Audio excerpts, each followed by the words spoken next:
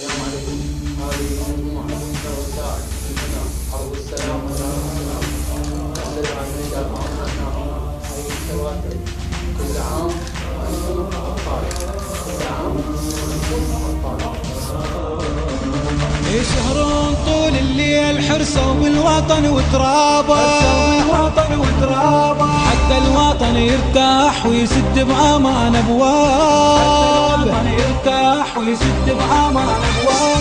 يسهرون طول الليل حرصوا بالوطن وترابه، حتى الوطن يرتاح ويسد بأمان أبواب، ورجال خوش رجال شدوا حزم الأبطال، الرهابة والصابات عبروا على الكلفات، واحدهم أسد غاب، طول الليل حرسوا بالوطن وترابه،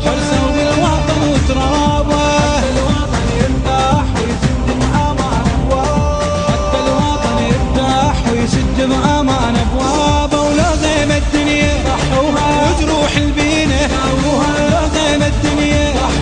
وجروح البينة شدوا عاجب كل السلم يا ابويا. هن الشعب العراقي والجيش العراقي والحشد الشعبي، وبفضلهم احنا عايشين بأمان وبخير، وإن شاء الله سنة 2015 سنة خير وانتصارات.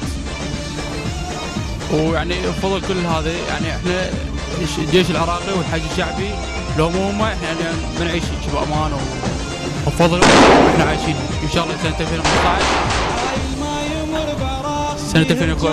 انتصارات وخير ان شاء الله. وينحين التاريخ يعرف قيمة رجال، عايد ما يمر براق بيه رجال خياله. نهنئ قواتنا المسلحة القوات الأمنية والحشد الشعبي بحلول عام 2015، ونرجو الباري عز وجل بأن يكون عاما حافلا بالانتصارات. وطبعا الحقيقة لهم كل الفضل، لأن احنا قاعد نعيش حياتنا ونحتفل وجاي نداوم ونطلع ونطب. وشكرا حبيب قلبي. يبقى الوطن قدام عدونا نعرف وحسابه، طول الليل حرسوا بالوطن وترابه،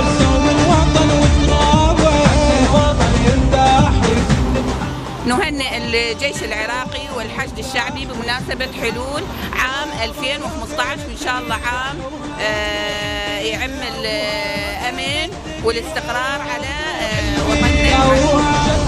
نهنئ الفصائل المقاومة الإسلامية بحلول رأس السنة بكونهم أبطال الوطن الذين يحامون عن أرض العراق وعن كل غيور، وكذلك ولهم الفضل والدور الكبير والأساسي في قدوم الطلاب إلى الكليات والمعاهد وممارسة حياتهم بصورة طبيعية، ونقدم لهم جزيل الشكر والامتنان. نهني أبطالنا من الجيش العراقي والحشد الشعبي في هذه السنة الجديدة، ونسأل الله عز وجل أن يرجعهم إلى أهلهم سالمين غانمين إلى عوائلهم هم ولا إلى أمهاتهم.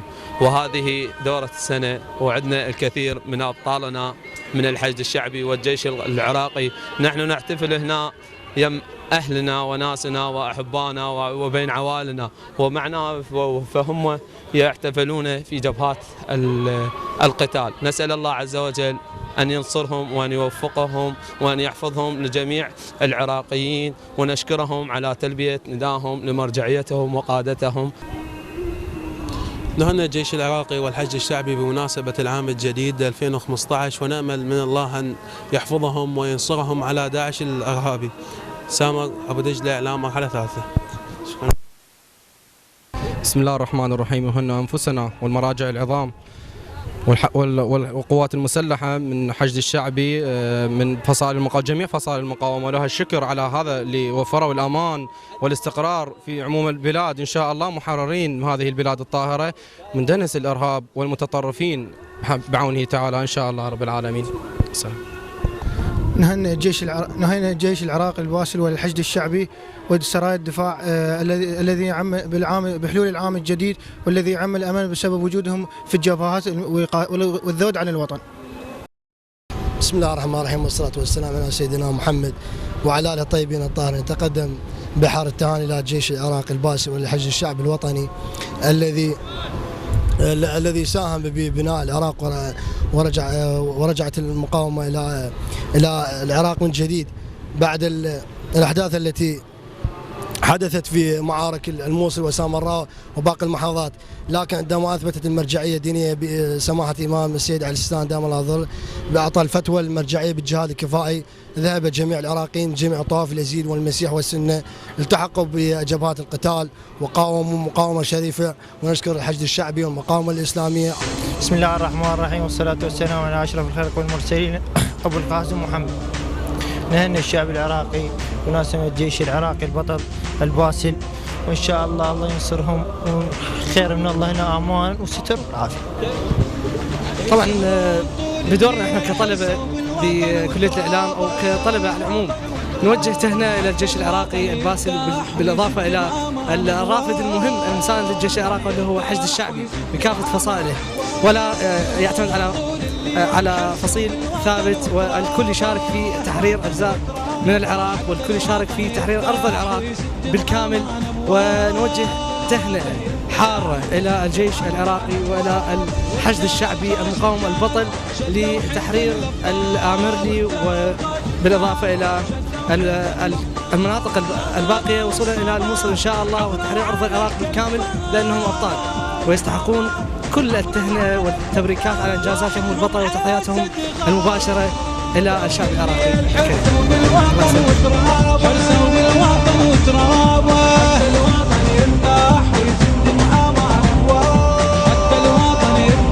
ويسد بأمان أبوابه، ولو غيم الدنيا وجروح البينة، ولو غيم الدنيا وجروح البينة، جد وعاجب كل السلم يا ابويا انا ويايا، يرسون الدنيا الحرس بالوطن وترابه، ورسوا بالوطن وترابه.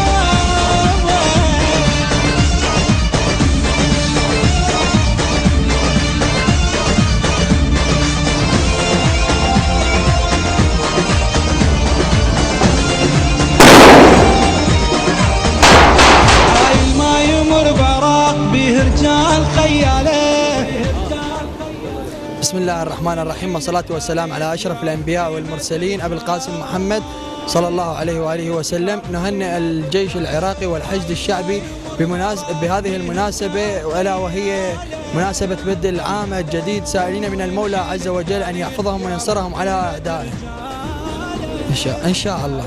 سائلين من المولى عز وجل بحق محمد وآله الطيبين الطاهرين أن يكون هذا العام عام انتصارات وأمن وأمان للشعب العراقي، وبفضل القوات الأمنية والحشد الشعبي تستمر الحياة يوم بعد يوم، وإن شاء الله انتصاراتهم حتكون مسجلة في تاريخ العراق إن شاء الله. طبعا حلول العام الجديد نحب نهني الشعب العراقي والأمة الإسلامية أجمع، وندعي يا رب أن يعم الأمن والأمان على شعبنا الجريح. وطبعا هذا العام التهنئة خصيصا مع الاعتذار لإخواننا المسيحيين، بس التهنئة خصيصا للأبطال اللي الآن هم في جبهات القتال وسوح الوغى. إن شاء الله يا رب يحفظهم ويعم الأمن والأمان على العراق الجريح، وإن شاء الله هذا العام يكون عام انتصارات للجيش، وتخلص هذه الأزمة اللي موجودة حاليا، وإن شاء الله يرجع الأمن، وإن شاء الله السنة الجاية نشوف الجيش يعني موجود في المناطق اللي حاليا هي مسيطر عليها من قبل بعض الشراذم الخبيثة. نهنئ ونبارك بمناسبة قدوم الأعياد الميلاد الجيش العراقي البطل والحشد الشعبي، لهم الفضل الكبير علينا بالعام الجديد والقادم منه، وإن شاء الله قدوم السنة الجديدة علينا بحل الانتصارات القادمة علينا إن شاء الله. نقدم تهنئة من القلب بمناسبة حلول العام الجديد إلى الجيش العراقي وأخواننا في الحشد الشعبي، لأنهم سبب رسم الابتسامة والأمان في شفاه العراقيين جميعا، وندعو أن تكون هذه السنة سنة انتصار وخير على جميع العراقيين، وشكرا جزيلا.